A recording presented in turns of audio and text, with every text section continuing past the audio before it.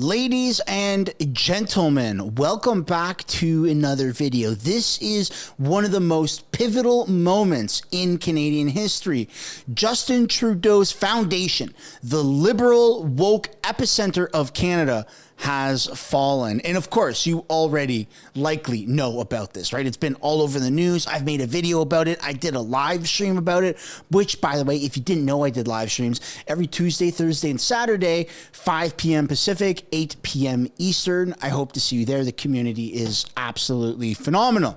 It's not just the rioting that they have lost, though. It's the confidence, not just from liberal supporters and liberal voters, but mainstream media, which is what makes this so interesting, because historically, CTV, CBC, Global News, everybody and every reporter has been a bit of a megaphone for the government. They've been propping them up, giving them softball questions. And well, just recently in the past month or two, they've kind of shifted their narrative a little bit because the polls have shifted and the opinions of Canadians have shifted. But we haven't really been able to see that.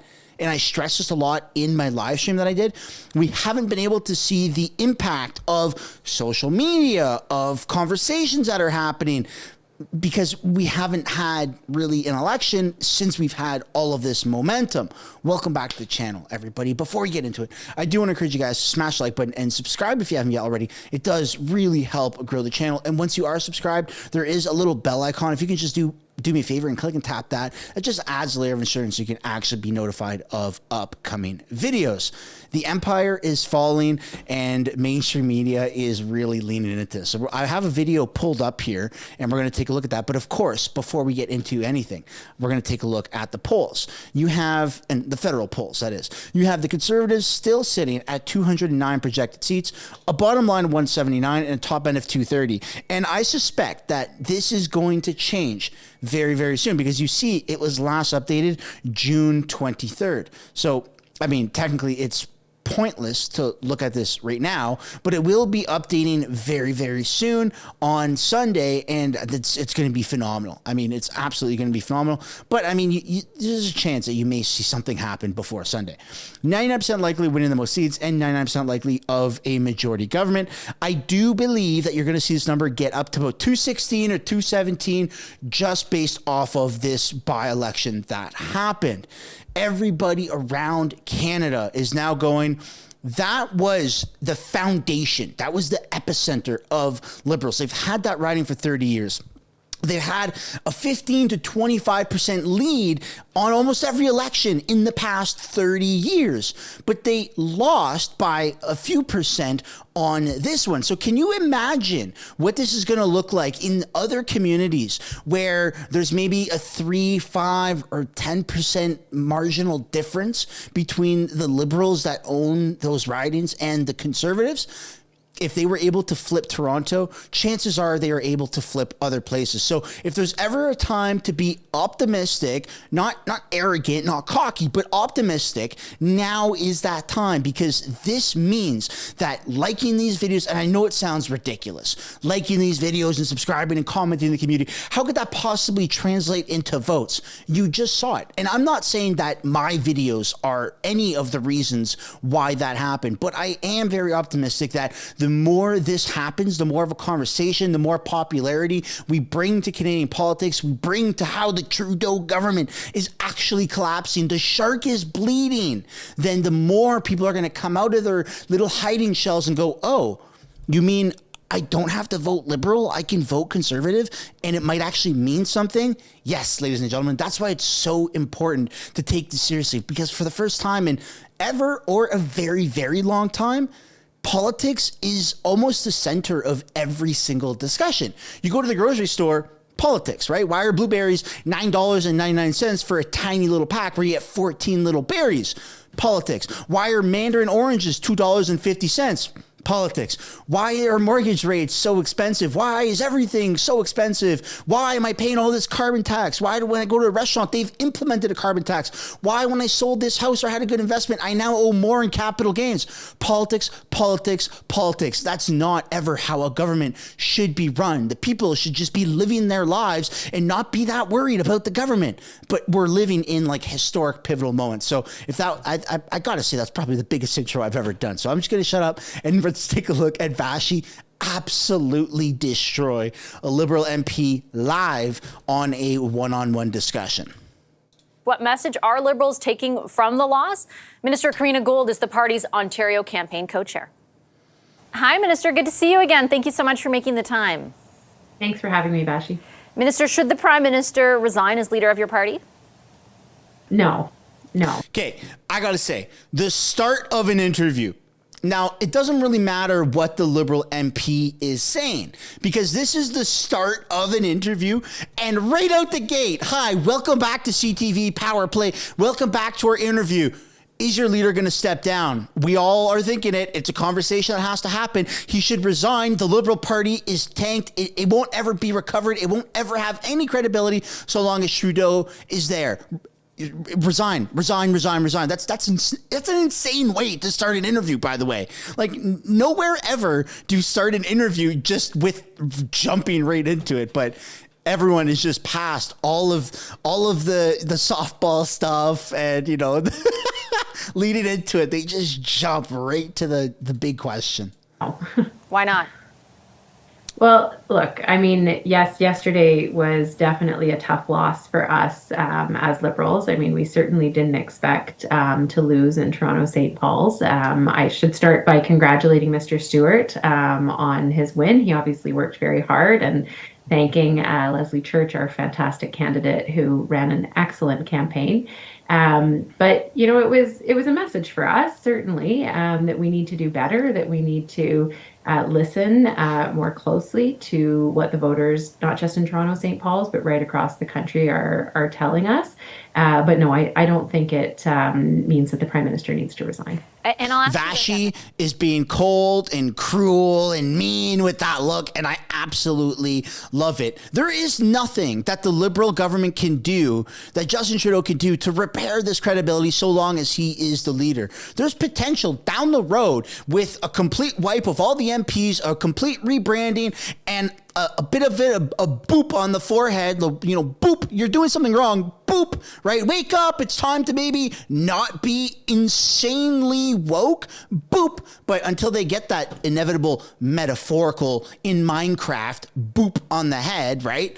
Then nothing will ever happen. And I can't help but smile and celebrate, because a lot of people might be going, why are you celebrating? It's just a by-election.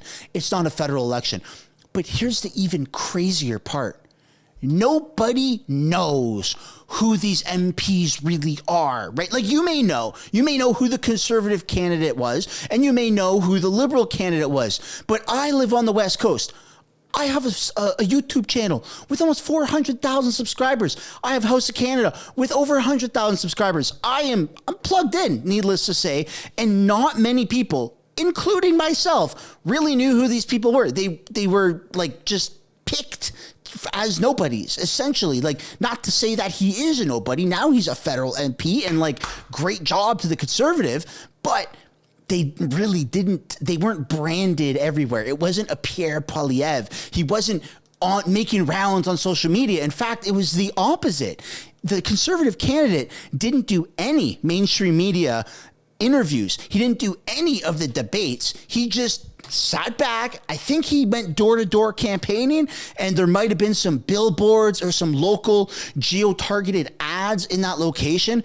But as Mr. Sunshine Baby, not to like sound arrogant or anything, but I didn't really know who these people were, especially Leslie Church. She doesn't even live in that riding. She's not from that riding. She may live there now, but she's not from there. These people it wasn't really about them. It stood for something more significant. It was a mock trial of Pierre versus Trudeau, conservative versus liberal. And I mean, the liberals had all the chips in, they were the house. The house is supposed to always win, but not this time. Not this time. They lost to a random conservative guy, right? A random conservative guy. And maybe he's been in politics locally for a very long time, but as somebody who strictly covers federal politics, living on the West Coast, has this massive platform, I can safely say that I didn't know, and I still don't really know much about him. And I'm sure I will. I mean, he's going to be in the House now, but that's how crazy this by-election really is. Message in a moment, but what we heard from people who were canvassing the rioting is very specifically their criticism of the Prime Minister himself, that they might even agree with some of the policies that your government has put forward, but that they are uncomfortable with the Prime Minister in his position or as leader of your party. Why is that not something that prompts a second look at his leadership?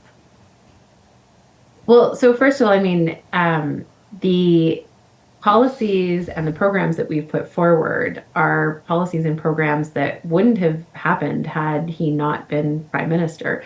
A lot of this is his leadership in pushing these things forward. I obviously have a personal affection for childcare, having been the Minister of Families, but again, like, that wouldn't have happened had Justin Trudeau not been Prime Minister.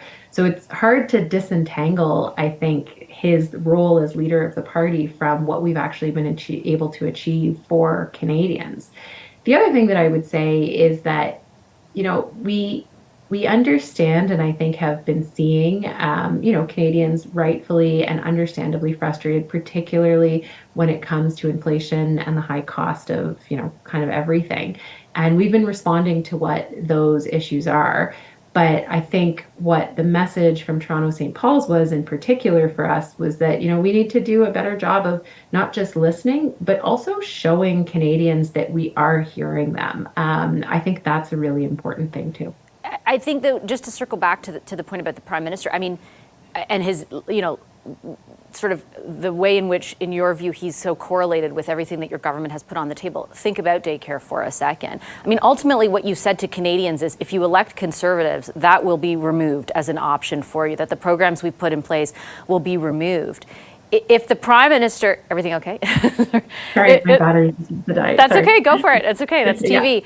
If the Prime Minister's leadership of your party ultimately costs you the way it did in this by-election, it won't really matter what kind of programs then that you have put. Like, his leadership ultimately, even if it did bring in these programs, might jeopardize them in the future. Why are you and your fellow caucus members unwilling to confront that? Well, I mean, a Conservative government ultimately is what would jeopardize these programs. I mean, we know for a fact that they have said that they would undo things like dental care or childcare. But then wouldn't losing the election do that too? But other things that Canadians care about a lot as well. I think when it comes to a by-election, it's an opportunity for Canadians to send a government a message. What we have to do is be humble about it, I think, and listen to that message. There's going to be lots of conversations that happen over the course of this summer amongst caucus about how we reflect on the results from yesterday. It's a bit early to say, what we're going to do, because we just got the results early this morning. But it's going to be important for caucus members to get out, talk to their communities, talk to their constituents, hear what they have to say, and then for us to come back and, really think about what our plan is moving forward. As well as I do that, the election is 16 months away, and that's a lifetime in politics. Many different things can happen. And so we need to regroup, really make sure that we heard that message, and find the way to reconnect with Canadians over the next 16 months. Is the message, though, given the rioting that it took place in, and this, the stronghold that your party has had, even in the worst of times in 2011 for the Liberals, is the message not a deafening one that you're on the wrong track? Well, it's certainly an important one, and I, take that very seriously. And I think everybody in liberal circles is taking that message really seriously. No, they don't take it seriously, and that's the issue. It was serious. It was at its like the biggest awakening should have been really the Freedom Convoy.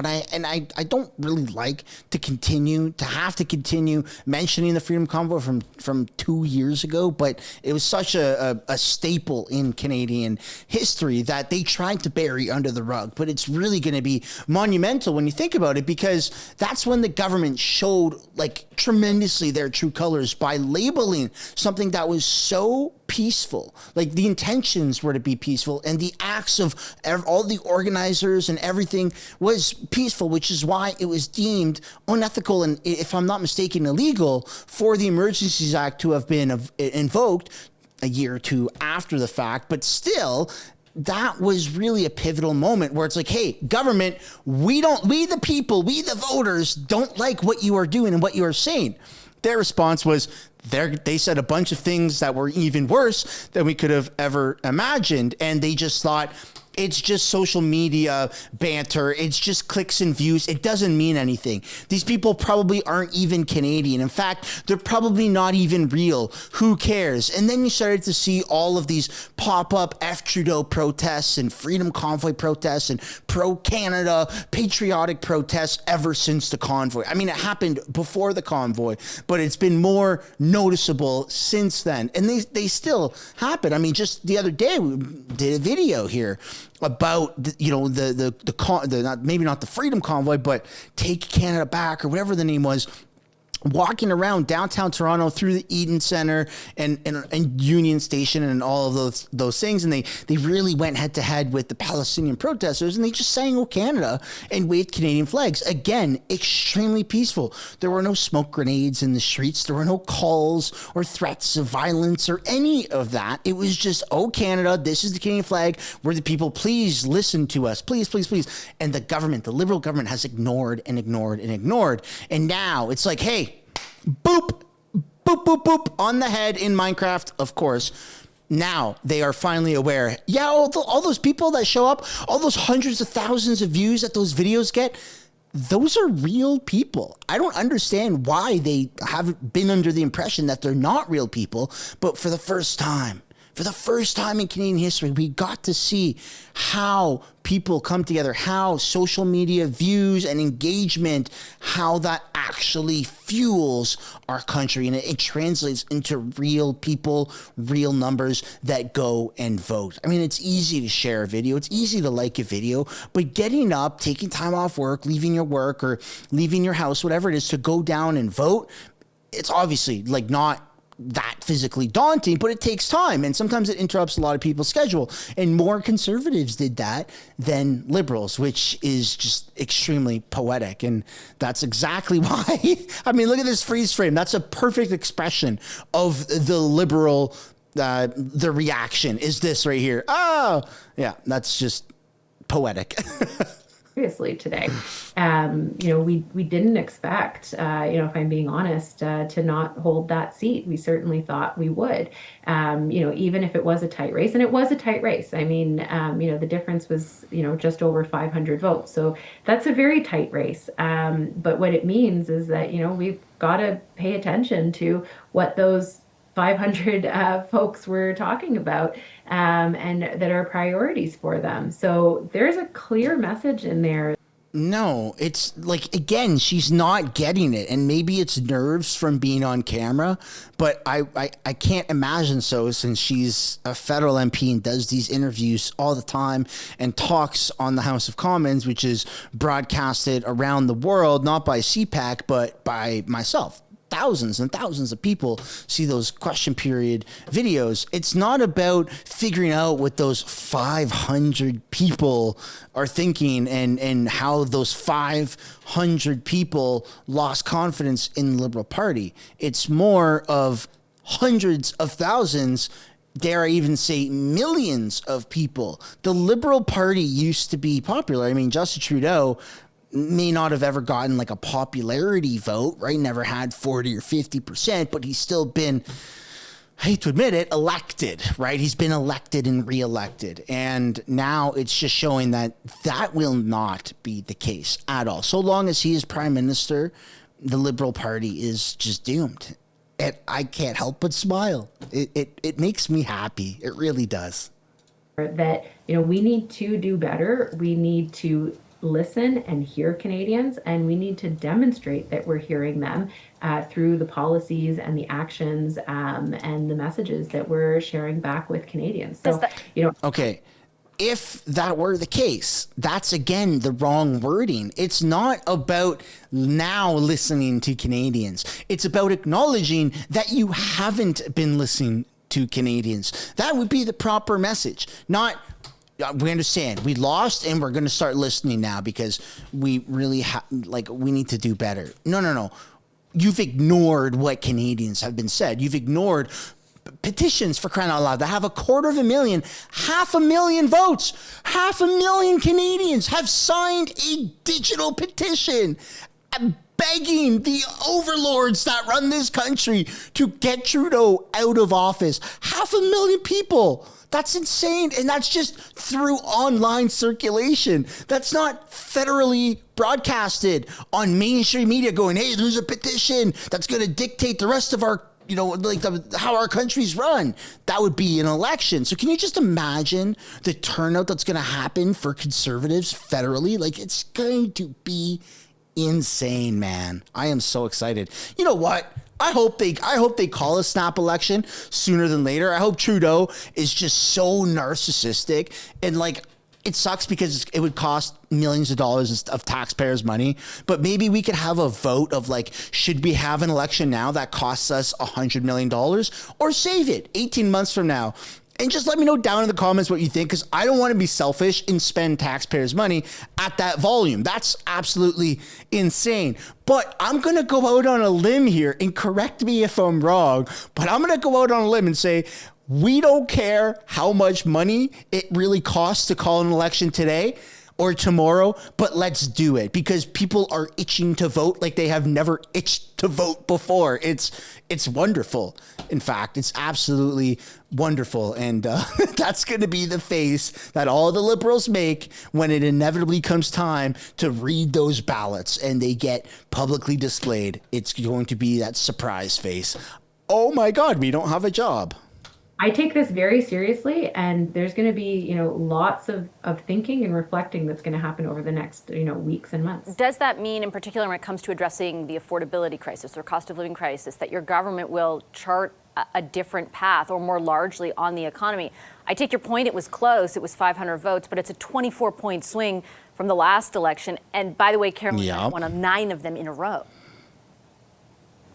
Well, I think so again, we still have to, parse through the results. It's again, not even 24 hours after we've gotten the results. So there's going to be lots of analysis that happens and lots of thinking and lots of reflecting. I mean, I think, speaking certainly with the candidate herself and, her experience will be really important for us to absorb and understand, what went wrong specifically in Toronto, St. Paul's, but also, how we can learn those lessons across Toronto, across GTA, across Ontario, and across Canada, and make sure that those reflections are demonstrated in our actions moving forward. The Deputy Prime Minister yesterday, in advance of the votes being cast, said essentially that the Canadians in that riding had a choice between the Liberals and the alternative, which she characterized as cold, cruel, and small. Why would your government label opponents of it like that?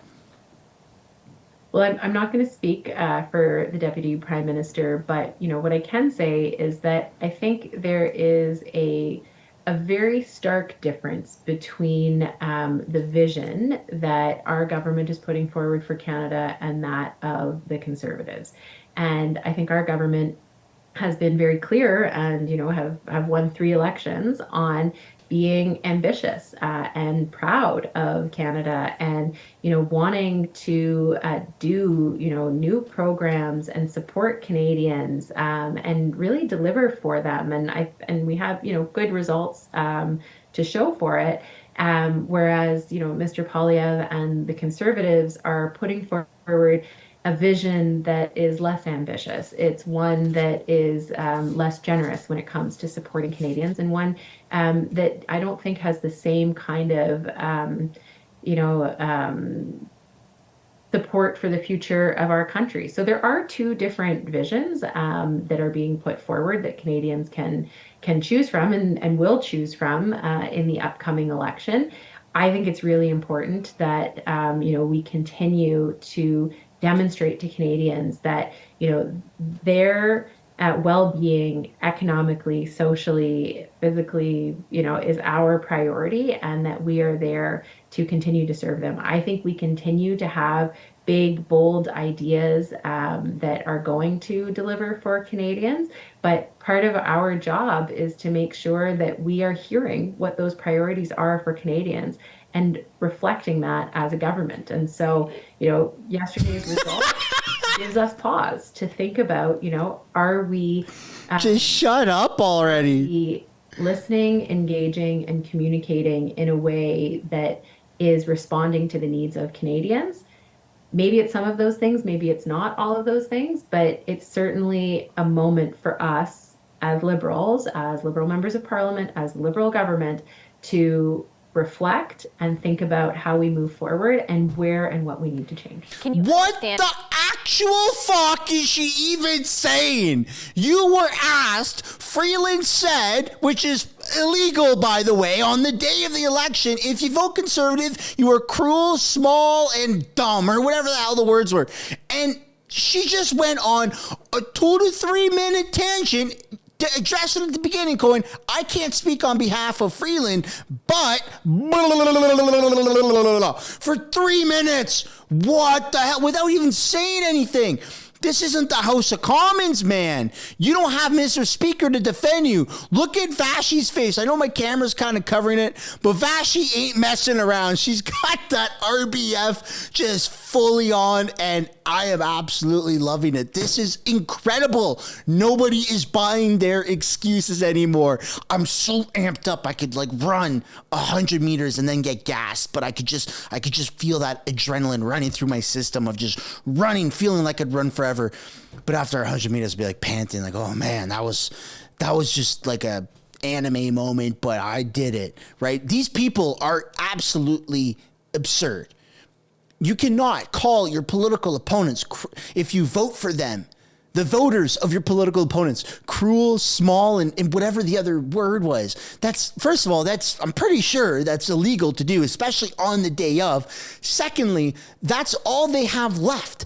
Liberals, all they have left is throwing names at the voters who are voting for Conservatives. It's exactly what they did with the truckers. Nobody wants to, if you are thinking about voting Conservative and you've historically been like a Liberal voter and you see these people that you're supposed to be thinking about, that you're thinking about going to vote for, right? And you see Freeland, like if you ever supported Freeland, right? You're like, yeah, okay, maybe there's something wrong with my brain. I have a cancer-sized tumor in my brain or whatever. And I'm thinking I like Freeland, right? Wow, she's really great. And then but you also like Pierre and the Conservatives. You're like, I don't know what to choose. And then you turn on the telly and you see Freeland going, if you vote for Conservatives, you're cruel and small and dumb. I mean, even with the cancer-sized tumor, which are people that the only people that must really support Freeland at this point, the person who you actually enjoy talking, right? The Liberal voters, wouldn't they be turned off by that and going, well, that's not very nice to say. So I don't understand, again, the divisiveness that they're taking to this approach. Anyone who doesn't vote for them, it is bad. That's not how you win a popularity contest. You should try to be swaying people over, going, yeah, but here's how we can make life better for you. And they have tried. They have tried to do that. But it's not working because nobody is going to sit there and go, oh, more taxes, food is going up, gas prices are going up. Yeah, that's making life better. Obviously, that makes total sense, right? Oh, you mean to say that my investments now that have done really well, that once-in-a-lifetime opportunity, that I owe more to you guys where budgets balance themselves? That's making my life better. they're completely delusional. It makes me so freaking happy.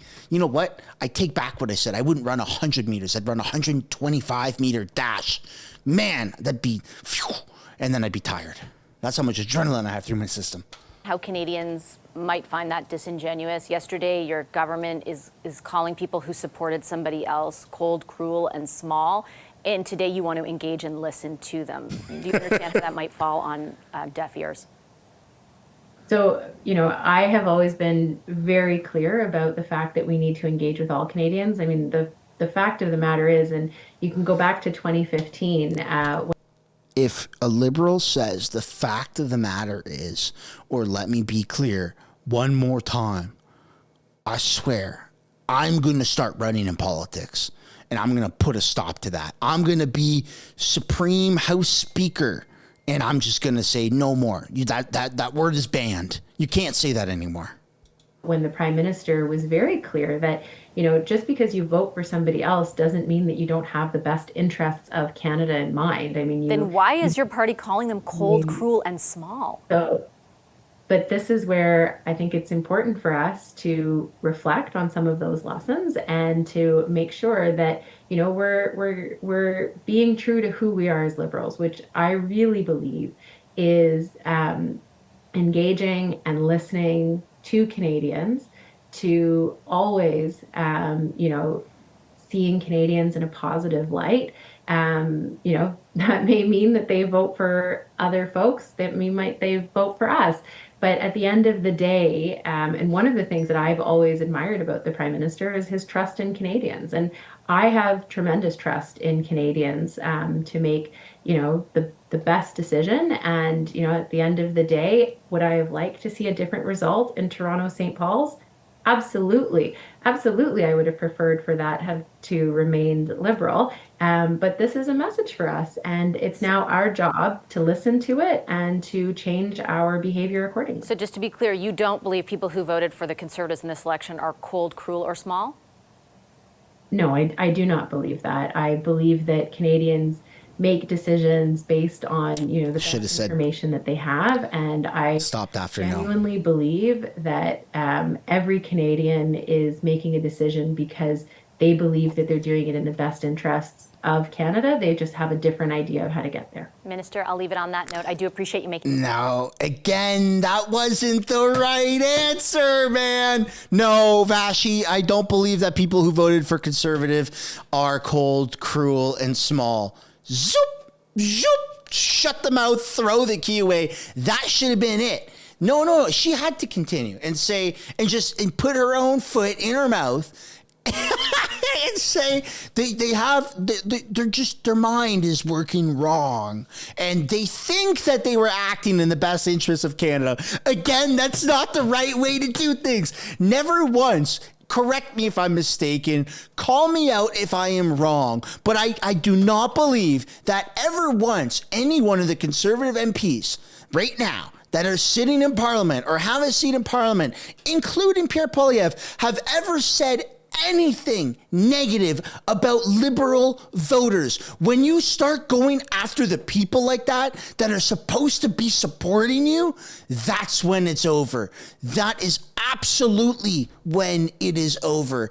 And I mean, you see it all the time with YouTubers that they say things about their chat, right? And the people that are viewing them, and they might lash out or whatever it is. And once you start doing that, you can't undo it because you're insulting the people that are literally giving you that opportunity. Without you, the viewers, I wouldn't be this. There would be none of this. So thank you so much. And I would never insult you. That's absolutely ridiculous. And the Conservatives have never insulted any of the Liberal voters. And the Liberals have just ended their own career. She had an opportunity to go on Vashi and say, you know what, Vashi? I think that Trudeau should resign, and she didn't. She stuck to her guns. You're going down with the Titanic. I would love to know what you guys think down below in the comments. Like and subscribe if you haven't yet already, and we will see you guys in the next one. Sorry about the long video. Peace and love. Enjoy the rest of the day. Bye for now.